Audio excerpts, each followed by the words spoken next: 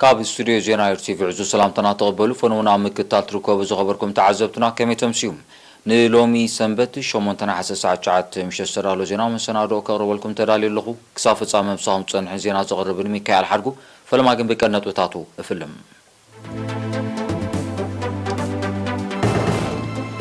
مصر حرشا حمام عبد كلبين مكل خال متحبار رزبي كعزز تصويعو أبزوبا عن سباب مللاين من معبالن تكاتا تويزم سلطنة تواهيبو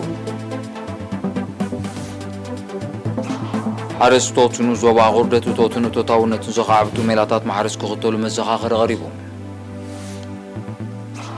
أبزيناتات وصعب كتما طوكيو كيكاير زغني ودرات أولمبيك 2020 لو مستغير سرعة تزازيمو طالبان سلستا قد دستي كتماتات أفغانستان كم تغزاتر أفريتو من كسغاس حزب الله كاب إسرائيل كما تون زغل متقعتات عاطفتا كم زمل سولو أطنقو زرزو زينا حمام عبود كلبي كاب توم كاب انسسان أبسب كمون كاب انسسان أب انسسان زمحلالو فو حدقنياتات حماماتيوم اتكندي أقباب مكلاغليو دمات عنا خالب محلاون قبو كتابت كم زرغبو مقبارونيوم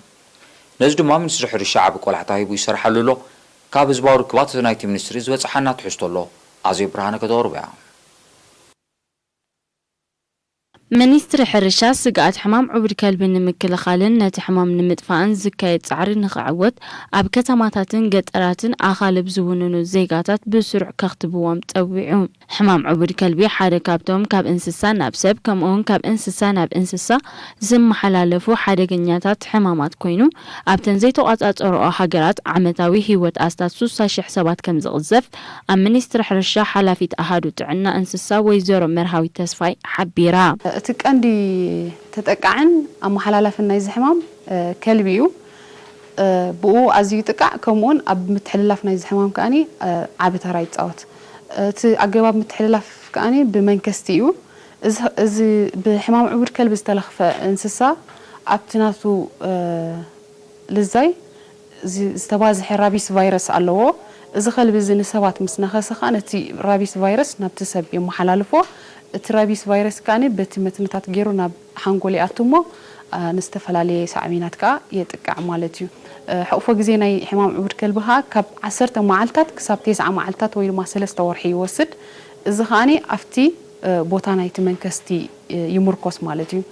اتي نابرس زغرب منكست نحر علو زحات صار حقوق جزيه لو اتزنوح منكست زلو خاني زنوح حقوق زي وصل مالتي حمام عبر كلبي بتحت قطصر نمتاو منيستر حرشا كاب صبحنا طنتات حيزو وفرتات كتابت ككايد كم تصنح زنت صرت ويزورو مرحاويت اتخطابت بسرعون قدودن ملكع كمون اتحمام ابسترايلو كبابيتات بفولي كبابا كم زكايد ابراهام اتكندن وسان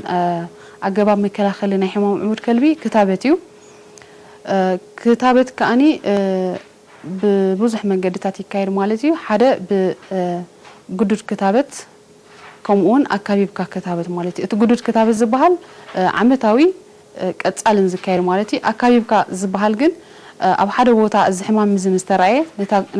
نتا ترؤية نايت حمام زلوا وتا قديف كان نتخباب مولو كتابة تكايد عدت نايتي فيروس نمو قرات مالتي أموداتا ويزورو مرحاويت أخالب زوننو سدرابيتات بسرع نختبوت عنو أمن تعنا كبابي أمن كوحسو كل أكل حبرة سبد ما فالولات أخلاوات نخيفاريو ككلاخلن أمو قانوم كتحبابرن تلابع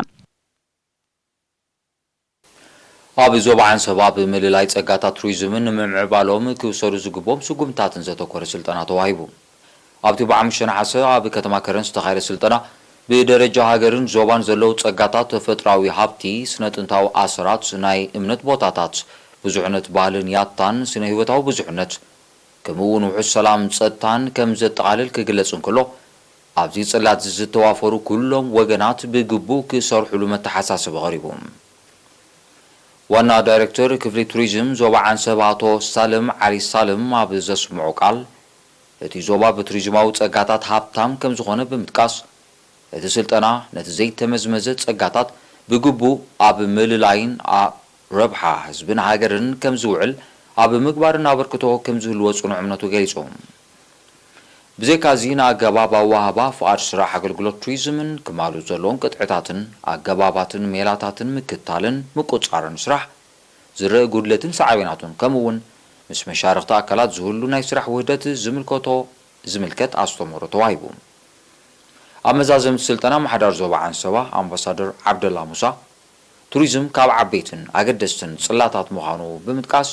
ንምምዕባሉ ኣብ ዝካየድ ጻዕሪ ተራን ኣበርክቶን ሞያውያን መሰረታዊ ከም ዝኾነ ኣስሚሩሎም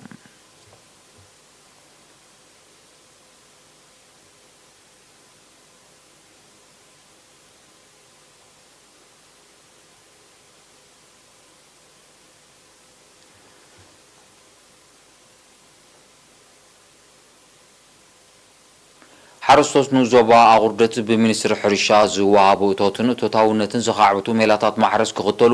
ብዘለዎም ትሕዝቶ ድማ ምስ ወቕቲ ክቀዳደሙን ቀልጢፎም ዝበፅሑ ዘራእቲ ክጥቀሙን ጻውዒት ቀሪቦም ወኪል ሪና ሓጅ ሜጀር ዘዳሎ ዜናው ጸብጻብ ኣዲብ ዓብዱ ቶት ሚኒስትሪ ሕርሻ ዝወሃቡ እቶትን እቶታውነትን ንምኽዕባት ዝሕግዙ ሜላታት ተኸቲሎም ንጥፈታቶም ከሰላስሉ ሓላፍ ቤት ጽሕፈት ሕርሻ ንዞባ ኣቁርደት ተሓሳሲቦ አቶ ቴድሮስ ገብረ ማርያም ነሪና ብዛሃቡ ሓበሬታ ኣብቲ ንዞባ ዝነጥፉ ሰብ ሞያ ሕርሻ እቶት ዝኻዕብቱ ሜላታት ናብ ሓረስቶት ንምስራጽ ቀጻሊ ጻዕሪ ከም ዘካየዱ ብምጥቃስ ከም ውጽኢቱ ኣብ 15 ምሕደራት ከባቢ ልዕሊ 2800 ሄክታር መሬት ሕርሻ ከም ተደላደለን ኣብ ውሱናት ምሕደራት ከባቢ ነቕሊ ከም ተኻየደን ገሊጹ ካብ ወርሒ 2 ክሳብ ወርሒ 5 ኣብ ዘሎ ግዜያት ኣብ ዘለዋና 15 ምሕደር ከባቢታት ንጥፈታት ምዕቃብን ሓምድ ማይን ኣብ ግራት ሓረስቶት ብፍላይ ኣብ ግራት ሓረስቶት ኣካይድና ኣለና ከም ውጽኢቱ ድማ ካብ ዝሓዝናዮ 3050 ሄክታር ስፍሓት መሬት 2895 ሄክታር ስፍሓት መሬት ብምፍዋስ 88% ንጥፈት ኣካይድና ኣለና ማለት እዩ ብኻልኣይ ደረጃ ከዓ ኣብቲ ናይ ምድለዋት መሬት ዘካይድናዮ ንጥፈት ምትእትታዊ ነቕሊ ኣብ ግራት ሓረስቶት እዩ ኣብዚ ህብረተሰብና ከም ዝፍለጥ ብዙሕ ናይ ነቕሊ ኣገባብ ዝውቱር ኣይኮነን ኮይኑ ግን ብዝገበርናይ ዕቱብ ጎስጓሳትን ሓበሬታ ናብ ሓረስቶት ገንዘበን ኣብ ክልተ ምምሕዳር ከባቢታት ልዕሊ 600 ሰዓታት ኣብ ግራት ነቕሊ ከም ዝካየድ ኣገርና ኣለና ማለት እዩ ኣብ ናይ ሎም ዓመት ክራማት ኣብ 12 ምሕደራት ከባቢ ብጠቕላላ 6000 ሄክታር ክሕረስ መደብ ከም ዘሎ ዝሓበረ አቶ ቴድሮስ ኣብ ዞባ ኣቁርደት ዝተመደበ 13 ናይ መንግስቲ ትራክተራት ምስ ምድንጓይ ዝናብን ስፍሓት ዝሕረስ መሬትን ዝመጣጥና ስለ ዘይኮና ሓረስቶት ትራክተራት ከይተጸበዩ ብዘለዎም ትሕዝቶ ምስ ወቕቲ ክቀዳደሙን ቀልጢፎም ዝበፅሑ ዘራእቲ ክጥቀሙን ጸዊዑ ዝናብ ካብ ብሁሉ መጠን ካብ መፋርቅ ወርሒ 4 ጀሚሩ ማሕረስ ከዓ ብያታዊን በማሽነሪ ዝተደገፈ ካብ መፋርቅ ወርሒ 7 ጀሚርና ማለት እዩ ኣብዚ ንዞባና 6500 ስፍሓት ሄክታር ዝሕረስ መሬት ኣለና ማለት እዩ ክረምቲ ሕርሻ ክሕረስ ዝኽእል መሬት ኣለና ማለት እዩ ካብዚ ኣብለን ዘመን 6000 ሄክታር መሬት ኣብዘን 12 ምምሕዳር ከባቢታት ንክሕረስ መደብ ሒዝና ኣለና ማለት እዩ ሕጂ ካብዚ ዝሓዝናይ ድሮውን ካብዚ ዝሓዝናይ መደብ ኣብቲ ቀዳመት ክልተ ሰሙን ከባቢ 1700 ሄክታር ከም ዝሕረስ ጌርና ኣለና ማለት እዩ ኣብዚ ዓመት እዚ 13 ትራክተር የመፅን 86% ብያታ ኣገባብ ዝሕረስ ኣብዚ ከባቢ ሕጂ ኸ ንሕና ኣብቲ ናይ ኤክስቴንሽን ንጥፈታትና ከም ሚኒስትሪ ሕርሻ መጠን ንሓረስቶት ብዙሕ ግዜ ጎስጓሳት ንቦም ብዘለኩም ፋሲሊቲ ብኣርጌኩም ብገመል ኮይንኩም እዋን ከሓለፈ ኣብ እዋኑ ዝርኡ ኢና ነተባብዕ ንጉስኩስ ስለ ዝኾና ብኡ መሰረት ሓረስታይ ይሕረስ እዩ ሓረስቶት ብወገኖም ዓመታዊ ዝምደባ ናይ መንግስቲ ትራክተራት ብርትዓዊ ዋጋ ስለ ዘገልግሎኦም ብተስፋ ከም ጽበይዎን እንተኾነ ግን ቁፅረን ውሑድ ስለ ዝኾነ ዝውሰኻሉ ኩነታት ክፍጠር ኣዘኻኺሮም ኣብ ዞባ ዱባርዋ ዓመት መፀ ዝትከል ኣግራብ ኣድላይ ክንክንን ሓለዋን ምዝረክብ ኣብ ሓምላይ ወፍሪ ዝድለ ዕላማ ክውቃዕ ከም ዝካል ተገሊጹ ወኪል ሪና ዘራይ ብርሃንን ዘዳለዎ ትሕዝቶ ዮናስ አብርሃም ኣብ ዞባ ዱባርዋ በብእዋኑ ዝትከል ኣግራብ ጸዲቑ ናብቲ ዝደለ ደረጃ ክበጽሕ ምእንቲ ቀጻሊ ክንክንን ሓለዋን ክግበረሉ ተሳተፍቲ ወፍሪ ተምሃሮን ልምዓትን ሞያውያን ሕርሻን ሓቲቶም ካብ 7 ሓምለ ጀሚሮም ኣብ ገዛ ላምዛ ኣብ ዝርከብ ሕሩም ሕዛቲ ማዕከኖ ኣብ ምዕቃብ ማይን ሓመድን ምግራብን ዝነጥፉ ዘለው ተማሃሮ ካልኣይ ደረጃ ድባርዋ ከምውን ኣለይቶምን ሰብ ሞያ ሕርሻን ኣብ ዝሃቦ ርእይቶ ዓመት መፀዝ ትከል ኣግራብ ኣድላይ ክንክንን ሓለዋን ምስ ዝግበረሉ እቲ ዝድለ ዕላማ ክውቃዕ ከም ዝከኣል ገሊፆም ኣብ ቤት ጽሕፈት ሕርሻ ንኡስ ዞባ ድባርዋ ኪላ ልምዓት ቦቕልን ኣዋሃዲ ወፍሪ ተምሃሮን ልምዓትን ኣቶ ሃብታ ኣብስዮም ኣብቲ ወፍሪ 310 ተምሃሮ 5 ኣለይቲ መምህራን 5 ሰብ ሞያ ሕርሻን 2 ኣጋር ሓካይምን ይሳተፉ ከም ዘለው ብምጥቃስ ዛጊት 4300 ንመትከሊ ገረብ ዝኸውን ጎዳጉዲ 520 ሜትር ኪዩብ ከትሪ ብእምኒ ከምውን 7.5 ኪሎ ሜትር ቅናታዊ ዘላ ከም ተሰርሐ ሓቢሮም بزي كازي بحمد تعبي سوتسن حبين توتات كم تتسجنون أب مأكل تعنا دباروا شوعت 250 فلسطات كم تتخلون أتوهب تابت وساخي أفليتهم زين سرحنا نزلنا حلوا يكبر لنا وهنياتو بسرحنا اللي حلو خفتي بالله خوينو اللي فرس خوينو اللي حزب الله خوينو سبوس اللي زي خوينه يتعدي كمناتو إجام جيرو تردي فليتو حلوا يجيرو بقبو حلو الله بعتبنا كات منقص خري الله نتعدي حلوا يقبروا لهم دلوا كاتلوا لهم دلوا كجبر الله نوح عمتات بوفارو كرمتاوي معطوتن هزبن حيال نتفتات معقاب ماين حمدن مقرابن استخايدلو بإنبا مكونن زفلت حرم حزاتي سلسة سعره أبو تسرح زلاتاتن كترتاتن بتريتي عنو استتخلق أقرابون يبرس كم زلو تقيسو دما إذا حجاب حرم حزاتي معكنو سلاسل زلو إيو تمساسل عجا كي قاتمو زملكتو أكال ناي حلوة وحسنت كقبرلو تلابيهم تمهرون ممهرانون بوغانوم نفس وكف ستتخلت قرب كنكنن حلوان مستتركب شوطو حملاي وفري بحثير اوان كعوت كم زخيل بمقلاص من محدار نوس زبان محاوراتون لعول اقالبو هيبوم كسر حلو تمحتينهم أبستفعل على جمجمات الكاير كله بمليونات فلسطات بيلوس بفلنيات تتخيلي بهال كل رياق لنا مودات هذا ولا حنت أنا بزح دخنت كوين إسرائيل سلزي أبزي نسرح رشاهم كالوت مشاركتي نزي مكتتال كقولهم عتب مكتتال كقبر اللي له زالا كثري قدقات الجدمة وقال ودينا لنا تكل رايدر فينا له تغيلنا عند فايدة يبلس كبلا له ما يكسر كخيل له كل ما درس بقول له مزيد من دحر شاغله كن خلوه نخيل له ኣብ ዝተፈላለዩ ሃገራት ዝነብሩ ዜጋታትን ሃገራዊ ውዳበታትን ሃገራዊ ማሕበር ሓርበኛታትን ኩላን ኩናት ኤርትራ ገንዘባዊ ወፍያ ገይሮም ብመሰረት ካብቲ ማሕበር ዝተረኸበ ሓበሬታ ኣብ ኣሜሪካን ቀጠርን ዝቕመጡ 52000 ናፋን ከምኡ ድማ 2600 ዶላር ኣሜሪካን ኣበርኪቶም እቲ ሓገዝ ተቐማጡ ኣሜሪካ ተወፀጋይ መሓሪ ምስ በዓልቲ ቤት ወይዘሮ ዛይድ ብርሃን 50000 ናፋ አባላቱ ሀገራዊ ማህበር ደቂ አንስትዮ ኤርትራ ጨንፈር ቀጠር 2600 ዶላር አሜሪካ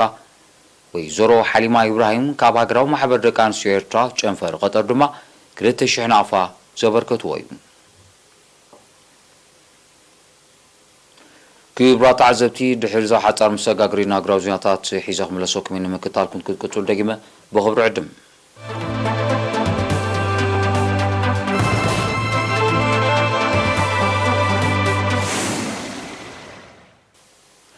ዜናው መሰናዶ ኤርቲቪ ናቀጽለ ክቡራት ተዓዘብቲ ስለምክታልኩም አዚና ነመስግን ዜናው ጻይ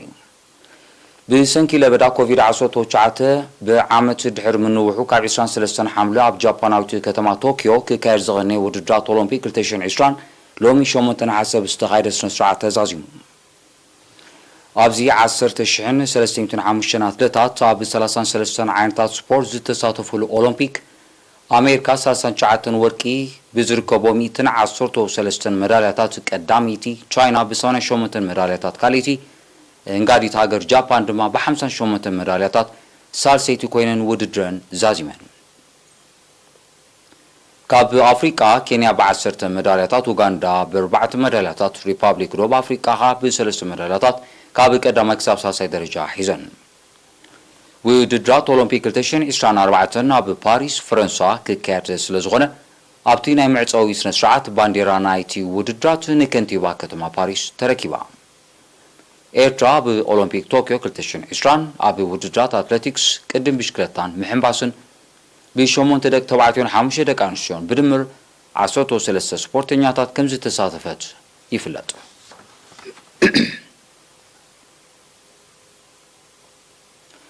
ዕጦ ግጅለ ጣሊባን ኣብ ዝሓለፈ 3 መዓልታት አንጻር ሰራዊት መንግስቲ ኣፍጋኒስታን ብዘካየዶ ኪናት 3 ኣገደስቲ ከተማታት ከም ተቆጻጸሩ ኣፍሊጡ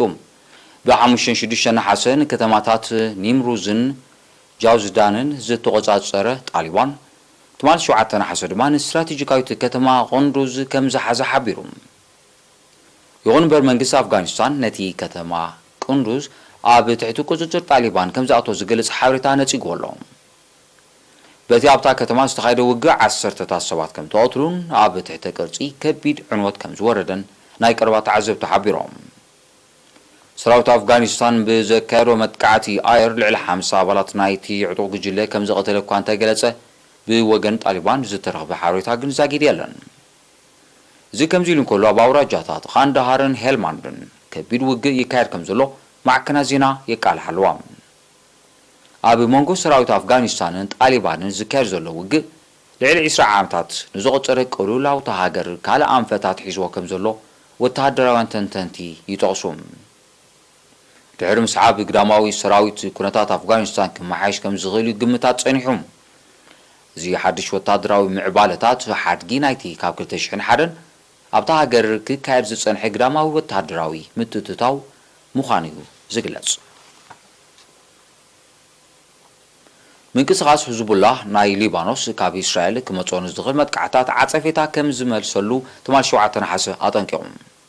እቲ ምንቅስቓስ ነዚ መጠንቀቕታ ዘውፅአ እስራኤል ኣብ ዝሓለፈ ሳልስቲ ኣብ ልዕሊ ዒላማታቱን ዘካየደቶ መጥቃዕቲ ኣየር መልሲ ግብሪ ድሕሪ ምሃብ እዩ ሕዝቡላህ ምስ እስራኤል ኣብ ሓድሽ ውግእ ክኣቱ ከም ዘይደሊ እንተኾነ ግና ልኡላውነት ሃገሩ ንምውሓስ ቁሩብ ምዃኑ ኣረዲኡ እስራኤል ኣብ 2014 ኣብ ልዕሊ ዒላማታት ናይቲ ምንቅስቓስ ደብዳብ ድሕሪ ምክያዳ ናይ መልሲ ግብሪ መጥቃዕቲ ከም ዘካየደ ይዝከር ኣብ 2006 ኣብ ሞንጎ ክልቲኦም ብዝተኻየደ 33 መዓልታት ዝቐጸለ ደማዊ ውግእ ዝበዝሑ ሊባኖሳውያን ዝርከብዎም ልዕሊ 1200 ከም ተቐትሉ ናይ ሽዑ ጸብጻባት ይጠቕሱ